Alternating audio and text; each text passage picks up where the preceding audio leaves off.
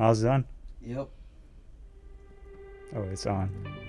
Welcome, ladies and gentlemen, to Talks with Jody. Don't forget to like, subscribe, and comment below. Hit that notification bell to stay updated with the latest content. Let's go.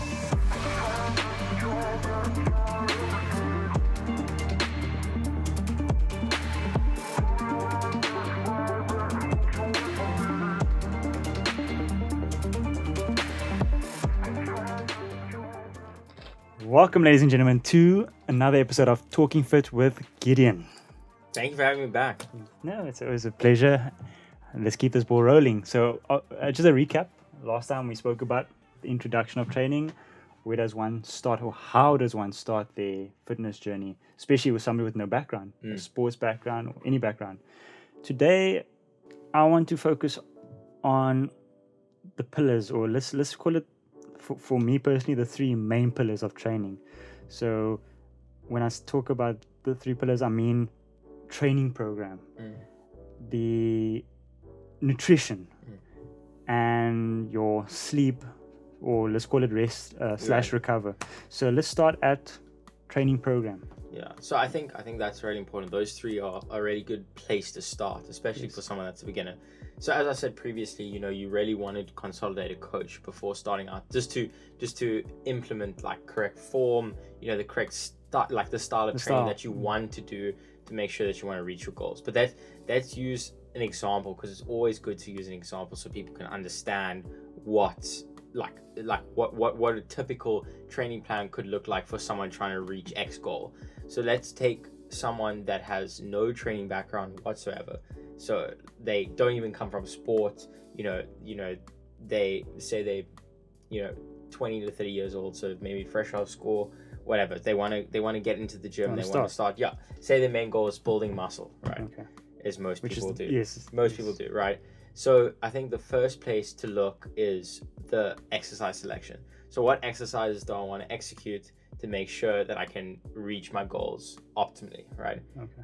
So that's number one. And we can dive deeper in further, like what those exercises will look like, which compound movements, isolation, accessory, isolated, different reps, sets, volumes, all of that. We can dive into that later.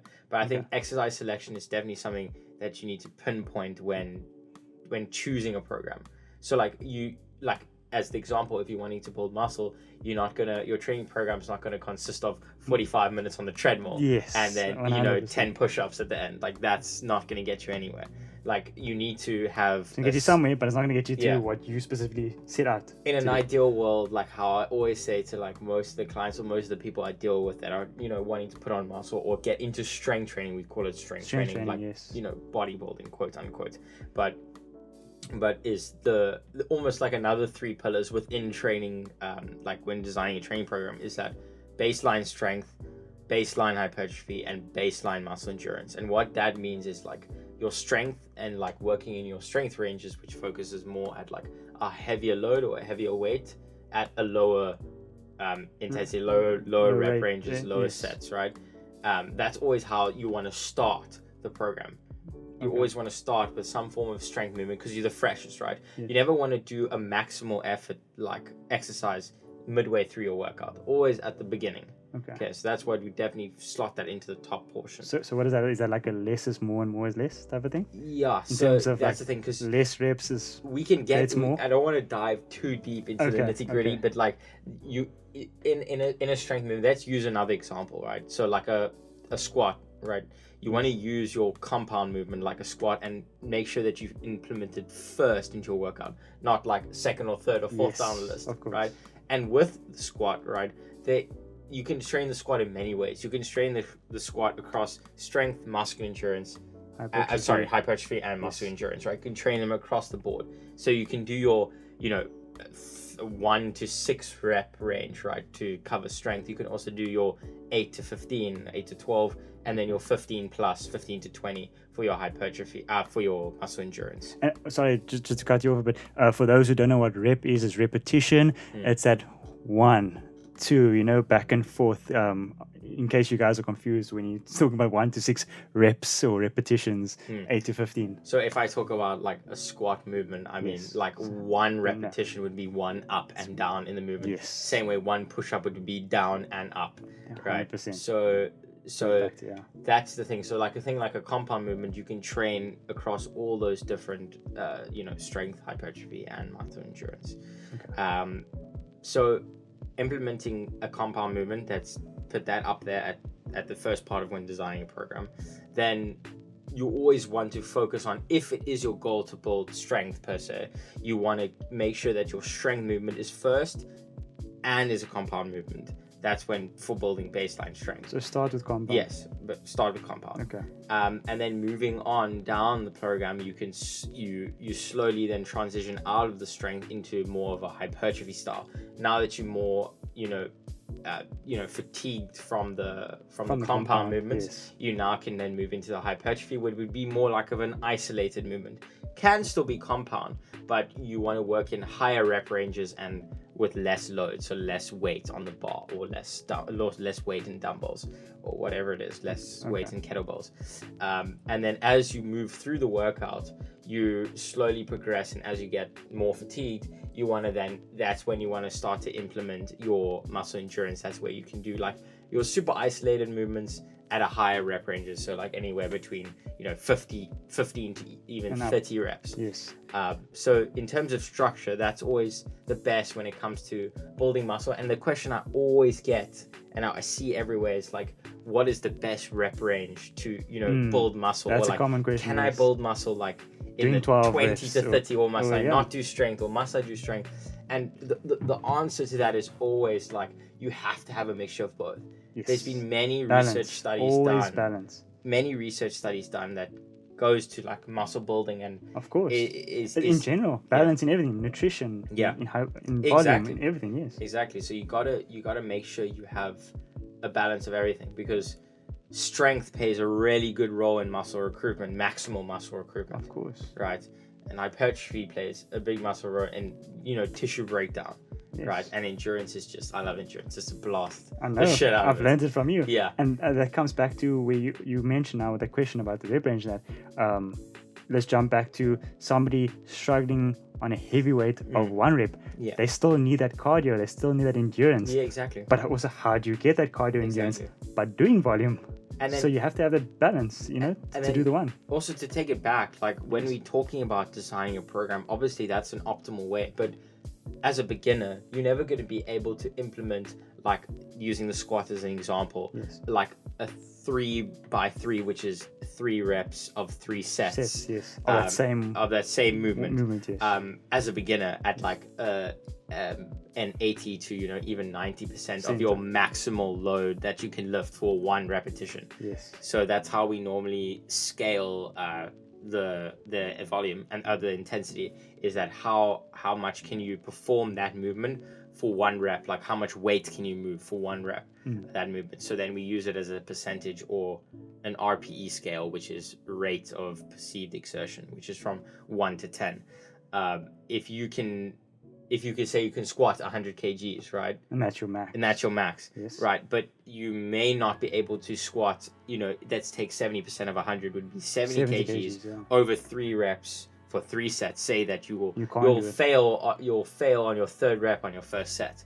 And then, so you can't do 3 by 3. Exactly. So sometimes in the beginning, maximal strength doesn't always equate to being able to periodize it properly. So then how does one periodize it properly in terms of that? So that leads to my answers, that when starting out, you do want to repeat the same movement and get as competent as possible, because lifting a heavy load, and that will also relate your strength.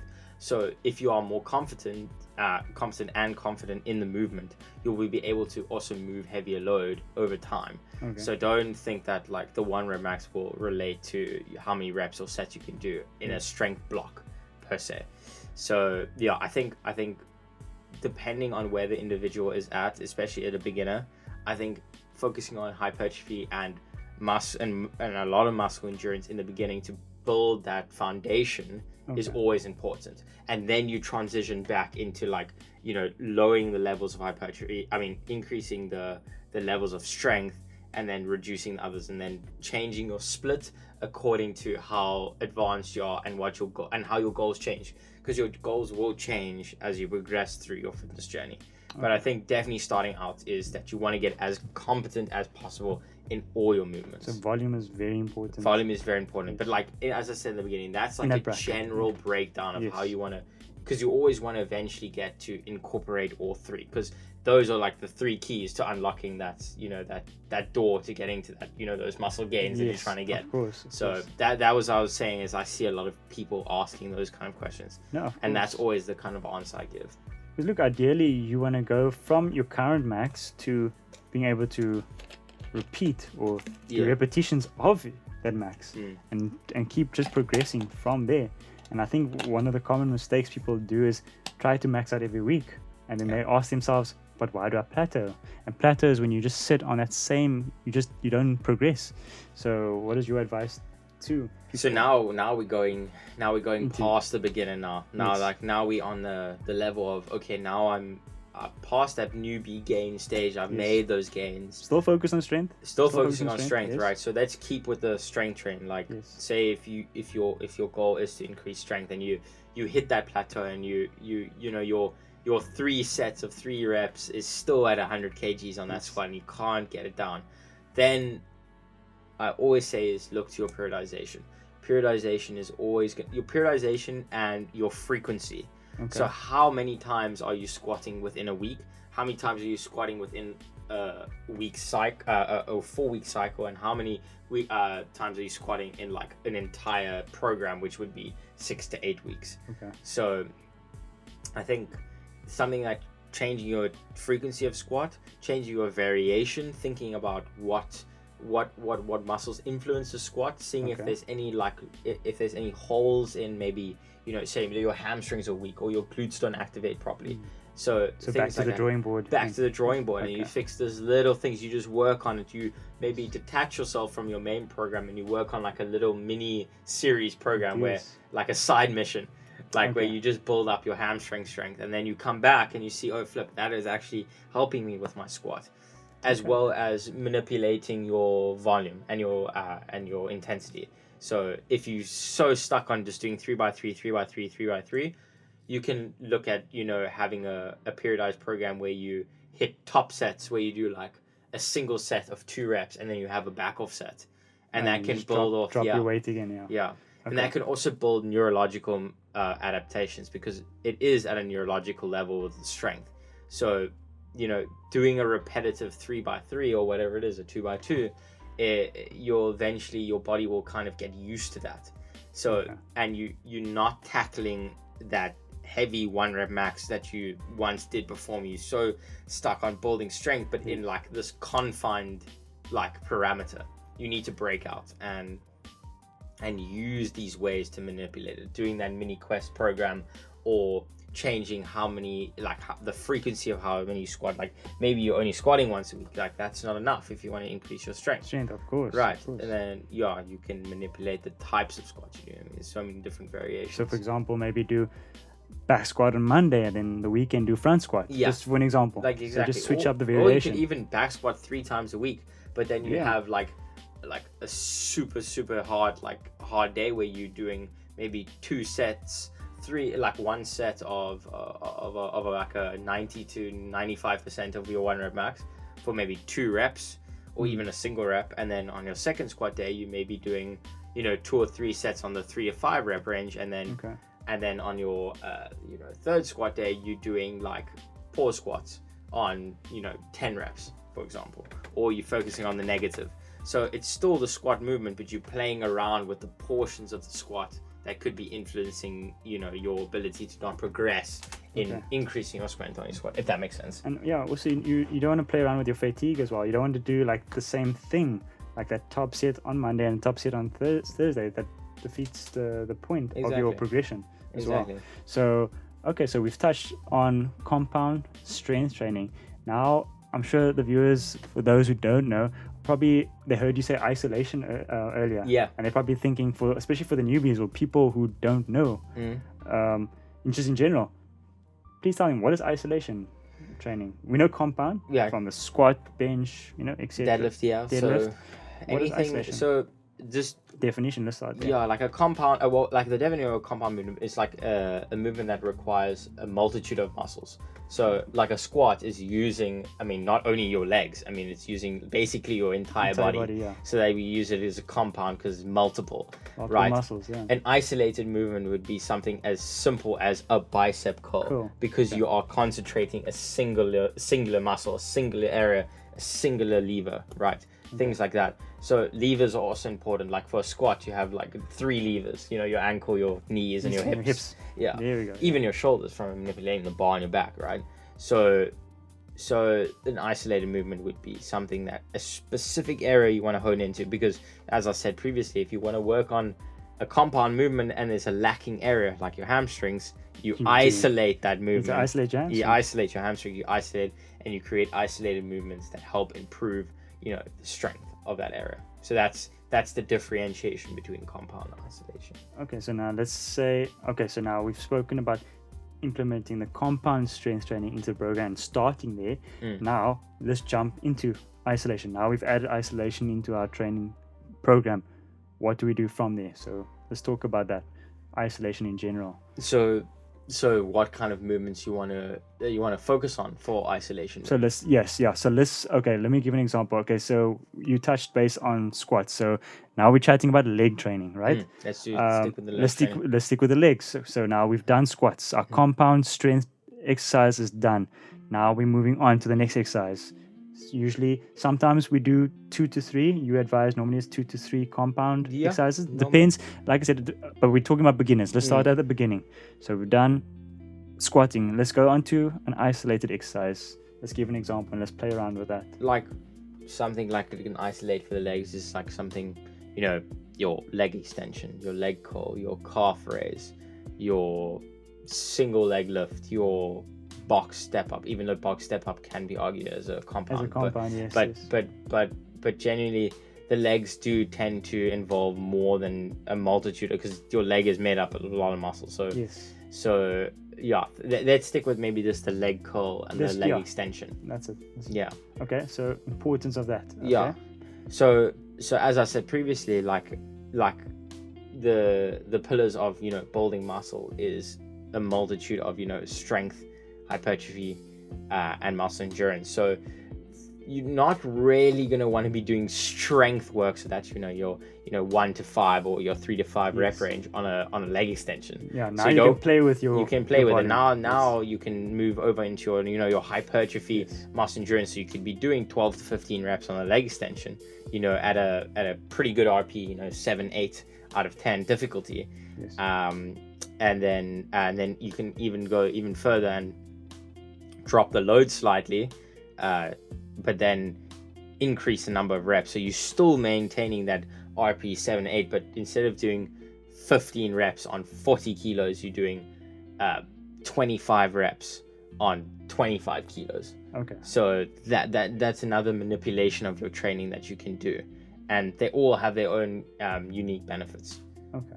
That's it. And like, let's just maybe name one benefit of that, of let's say the 25 reps of 20. Yeah. So building like muscle endurance is a way in which that, it can correlate over to like building your strength, right? If your muscle, like keeping in constant tension. That's the thing, because you want to create as much tension over time. So doing muscle endurance is that if we're doing a leg extension, we are doing 25 reps, which keeps you in a contracted and position for a longer period of time, right? That creates that more time under tension.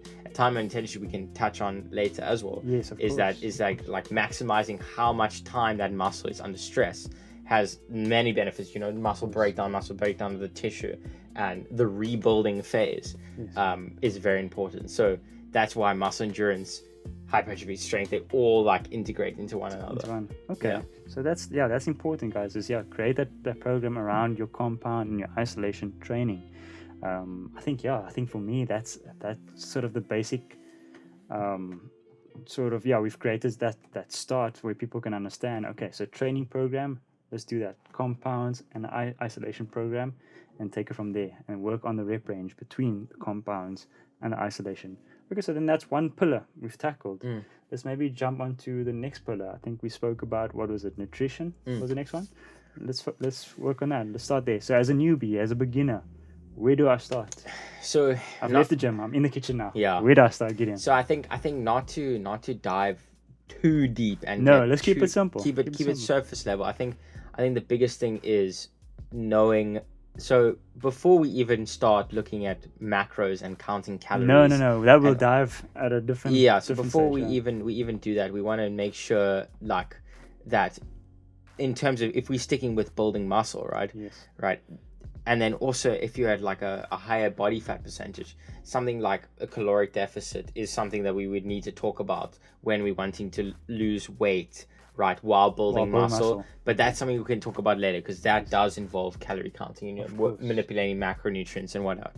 But let's just say it's just you wanting to build, you're at a perfect weight, you're not overweight, you're not underweight, whatever, you're just wanting to build muscle. I think a big thing is, once you start your strength training, you do want to increase the amount of food that you do eat, even if it's just instinctively, right? Instinctively just increasing our food and prioritizing how much protein you're getting in every day. Yes. Because now we're having constant muscle breakdown, the amino acids need to rebuild the torn tissue that you've done in the gym, right? So we need that protein intake to increase, because most often than not, before you started training, as a beginner, you definitely weren't getting in enough protein. So, but now that you've created this extra stimulus and this muscle breakdown, you need to increase the protein to support the muscle breakdown and muscle recovery. Yes. And I think, do you think also our body sort of automatically like warns us or tells us, listen, I need more protein? Definitely. I think, but that can also get misled, because it could be like, I just need more food in general. But then you could miss out on getting that, the specifics, like getting the protein up. It's so important, especially when wanting to build muscle. Like carbs, fats, they're all important, but like carbs really good for energy, right? Yes. But protein so important for rebuilding that broken down muscle. Yeah, 100%. So nutrition I think plays every day in our lives, like whether it's from waking up in the morning. I know we can dive in future about fasting. I know everyone's on that intermittent fasting. It's very important. But okay, we are focusing on sort of muscle building. So if I was to wake up, like I said, we won't jump into calorie deficit and any of that now. It's something we can tackle on in future. But like, let's chat about that newbie, that beginner. Okay, I've hit my session. Let's say it's the next day. I'm waking up. My body's aching. What is the first thing I do? Your body's aching from the training you did. From the previous day. Right. Okay, it's day one. Yeah.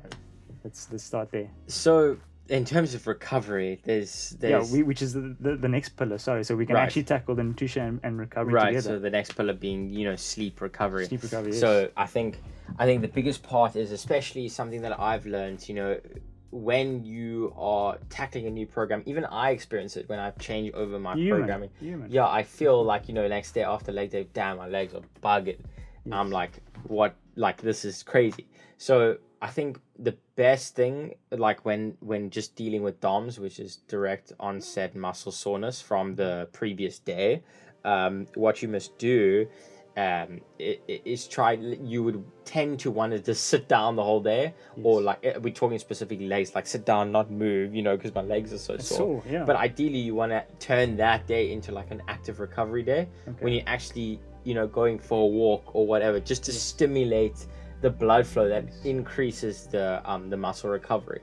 To kind of ease that muscle soreness. But unfortunately there is no real actual way to just alleviate muscle soreness. You think you could take things like magnesium, and you can have an Epsom salt bath, things like that.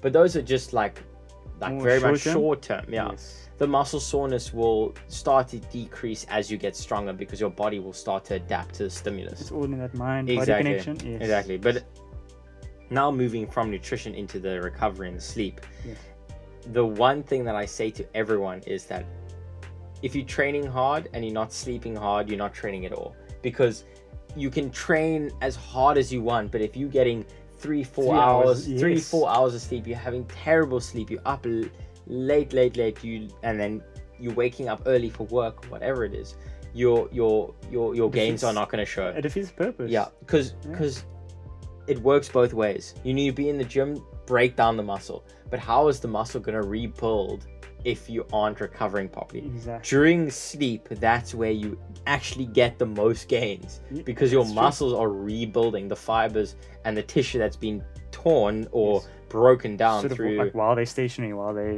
exactly. That's when that repairing process happens. That's when the protein synthesis happens. That's why talking about increasing the protein.